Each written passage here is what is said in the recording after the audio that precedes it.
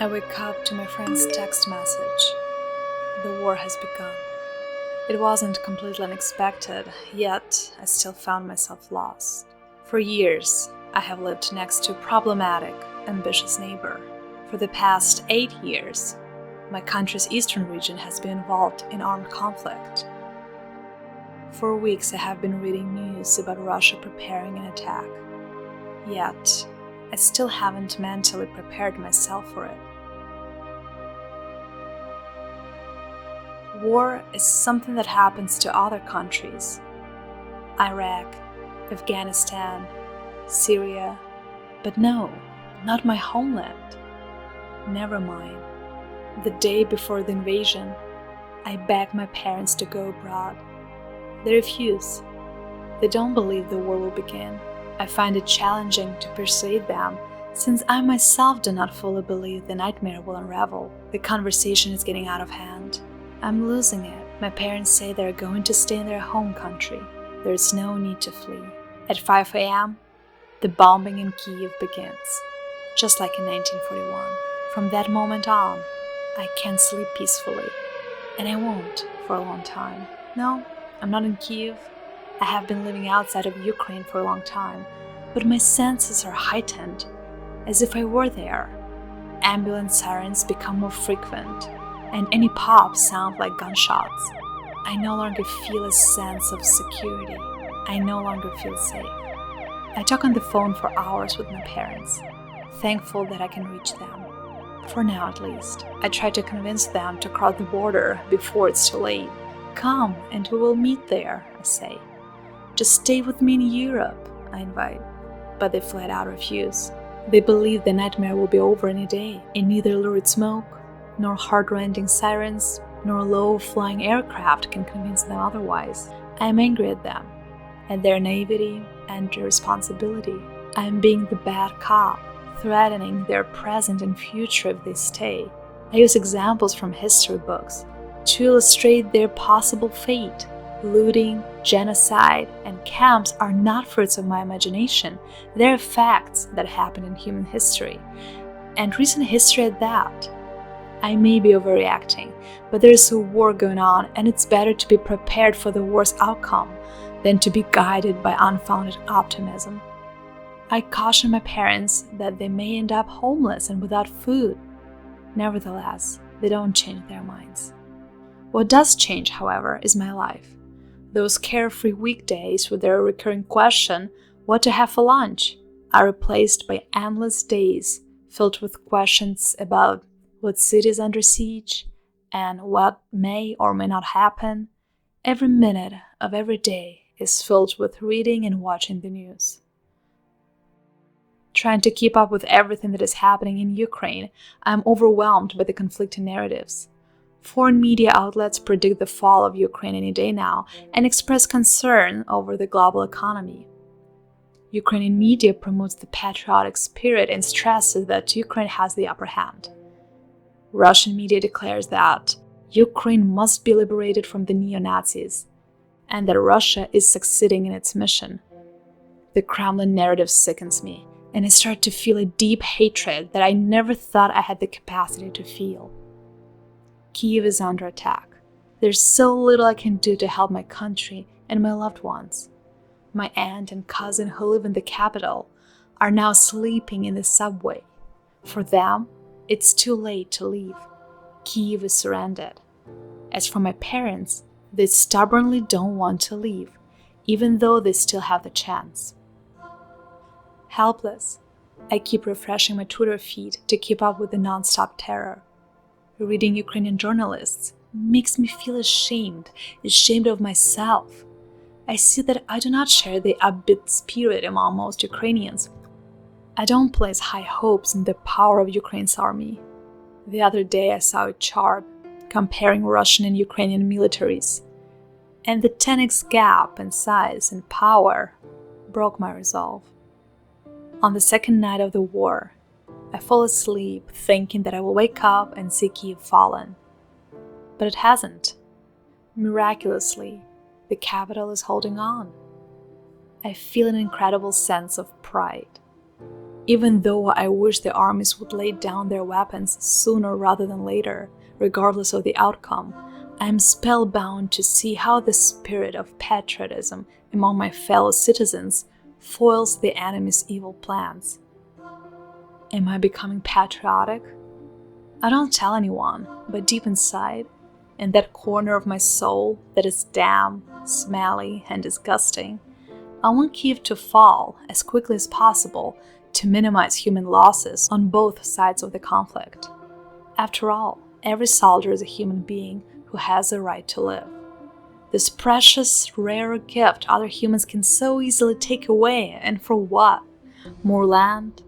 Money? Power? Not everyone is an enemy, I remind myself. Not every Russian invader must be killed.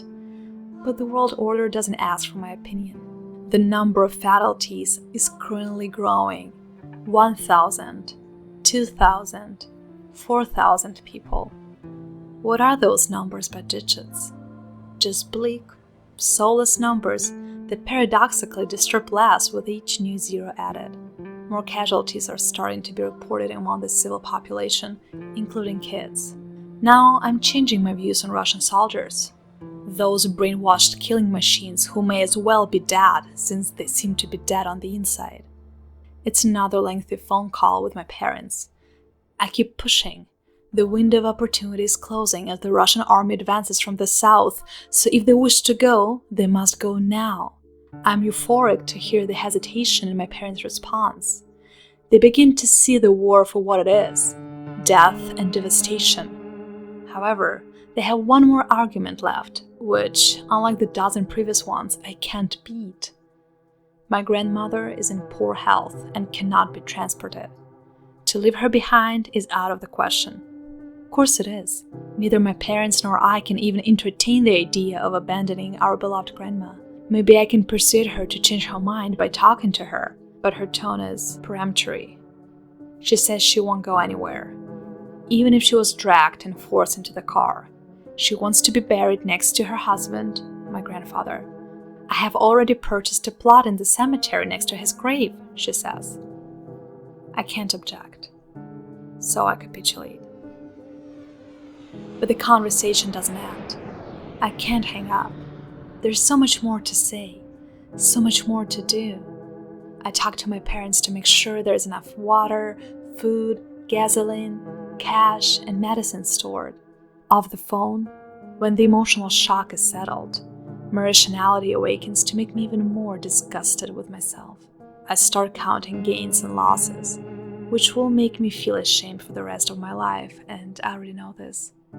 Grandma is 87 years old. At best, she's got another 5. And with the state of her health now, it's unlikely. My parents are 61. Statistically, they have another 20 years. And then there's the selfish part of me counting my spending. If my parents stay in a shattered country, financially, they're on me. They were already struggling to make ends meet before the war, and now, even if the dictatorship doesn't take over, for the rest of their lives, they will be living in poverty or living off me. That's something I can't afford. I understand, cold-bloodedly, that because of my beloved but stubborn grandma, I will have to worry incessantly for my parents, for their shelter, food, and medical care for the next 2 decades.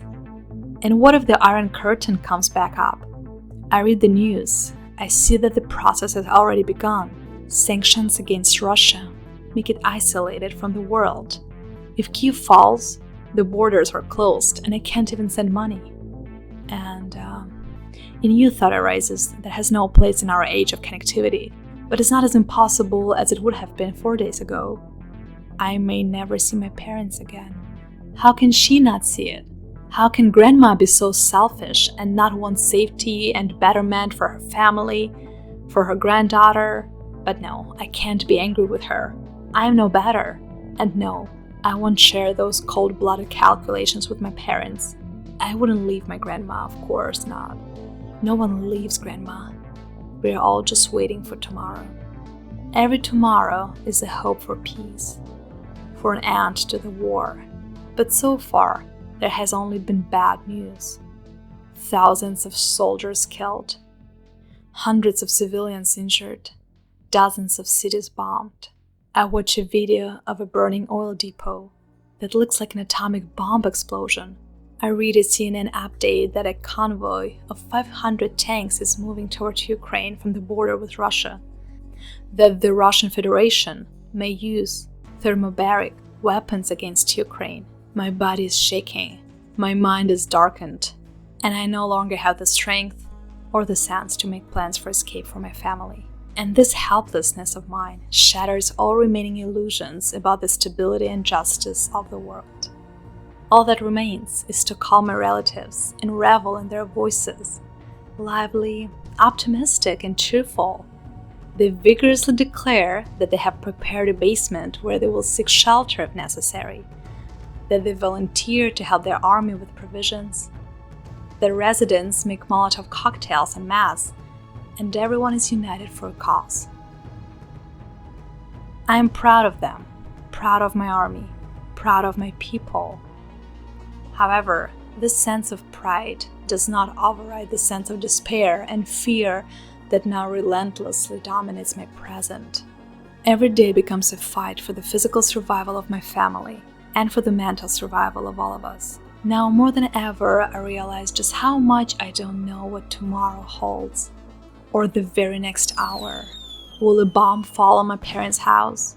Will Zelensky be assassinated? Or Putin? I become a horrified spectator of the madness playing out on the stage where my childhood and young adulthood took place. The tragedy is unfolding, and I can't draw the curtains. Neither I nor my family knows how long the play will last. All I know is that every call is precious, and nobody leaves grandma behind.